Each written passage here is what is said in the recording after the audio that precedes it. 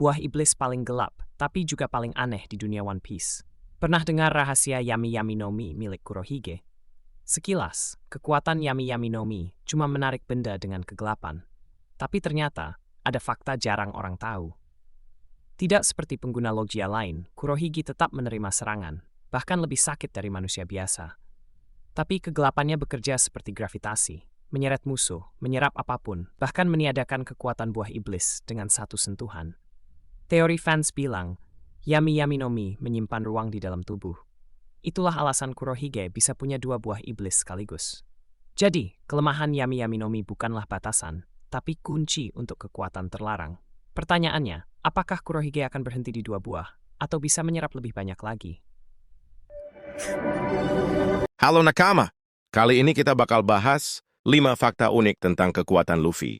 Dalam mode Nika alias Gear 5, yang bikin para fans One Piece tercengang.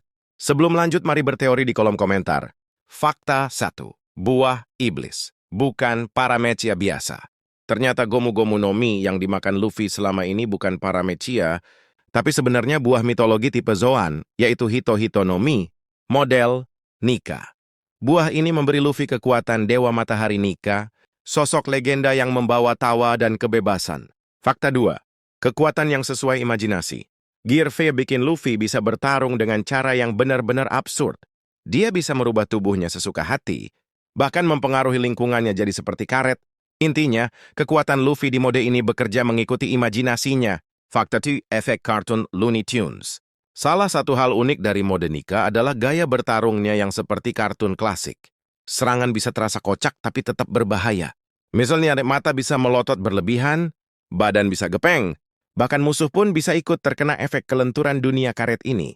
Fakta 4. Tidak ada batas kreativitas. Karena kekuatannya berdasarkan imajinasi, batas kekuatan Luffy sebenarnya hampir tidak ada. Selama dia bisa membayangkan sesuatu, dia bisa wujudkan lewat tubuh karetnya. Fakta 5. Kebebasan adalah intinya. Mode Nika bukan cuma soal kekuatan fisik, tapi juga filosofi. Nika adalah simbol kebebasan, tawa, dan harapan. Itulah kenapa Luffy selalu tertawa bahkan di situasi berbahaya, karena esensi Nika adalah membawa keceriaan. Jadi, itulah beberapa fakta unik tentang Luffy dalam mode Nika.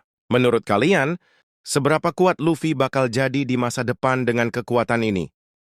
4 fakta Van Ogre si penembak jitu dari bajak laut Kurohige. Nomor 4 bikin melongo. Pertama, keahlian sniper penembak jitu super dari kru Kurohige. Van Ogre adalah salah satu penembak jitu terbaik di dunia One Piece. Senjatanya bernama Senriku, senapan panjang dengan akurasi luar biasa. Ia bisa menembak burung camar yang terbang ribuan meter jauhnya tanpa meleset. Tidak hanya akurat, tapi juga cepat dalam membidik dan menembak. Kedua, Shiku nomor Mi Warp Fruit buah iblis. Ogre memakan buah iblis paramecia, yaitu Warp Fruit.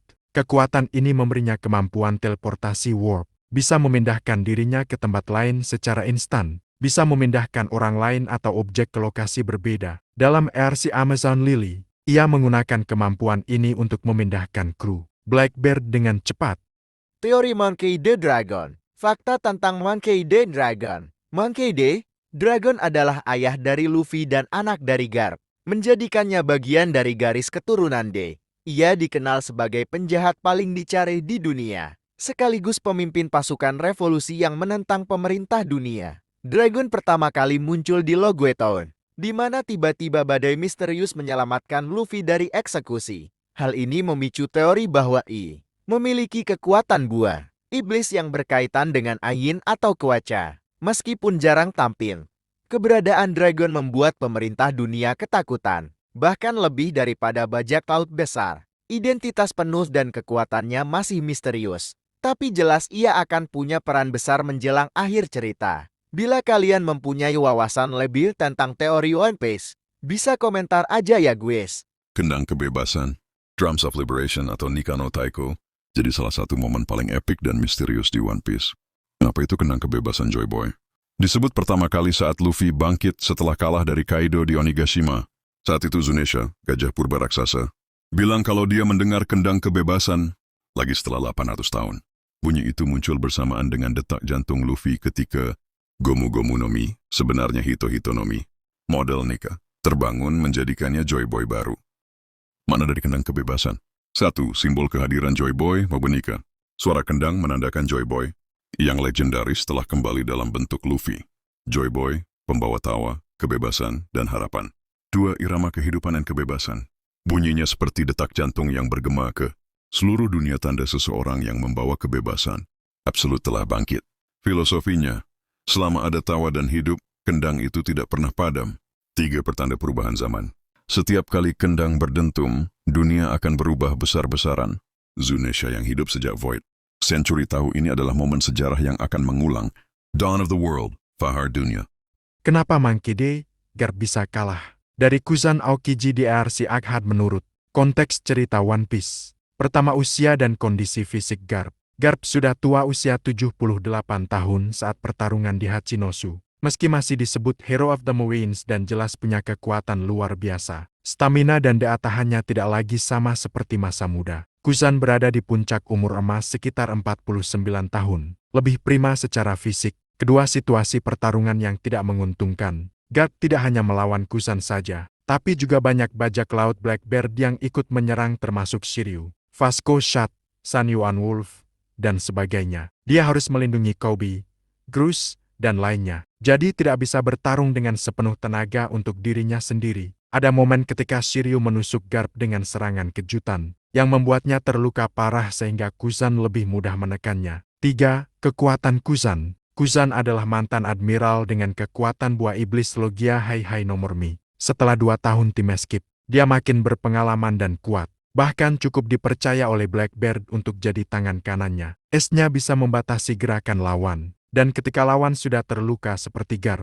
potensi bekunya jauh lebih berbahaya. 4. Alasan naratif plot. Oda sengaja memperlihatkan bahwa meski Garp legendaris, era lama sudah berakhir, Kuzan di sini berperan untuk menunjukkan bahwa generasi baru baik Admiral maupun Yonko kini lebih dominan daripada para legenda lama. Kekalahan Garp juga memberi dorongan cerita bagi Kobe, Helmepu, dan generasi baru Angkatan Laut. Teori-teori kenapa mata Zoro buta 1.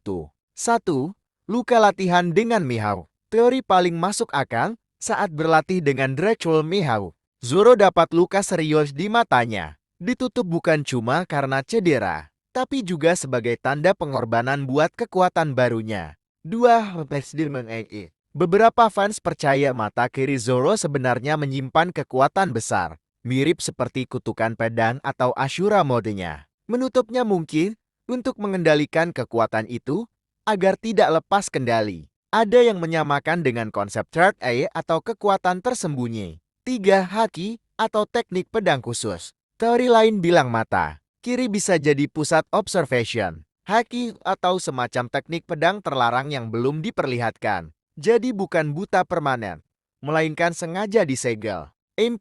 Foreshadowing karakter legendaris. Zoro sering dibandingkan dengan Ryuma samurai legendaris dari Wano. Bisa jadi matanya ditutup untuk membangun paralel dengan sosok samurai atau pendekar mata. 1 dalam sejarah dan legenda Jepang.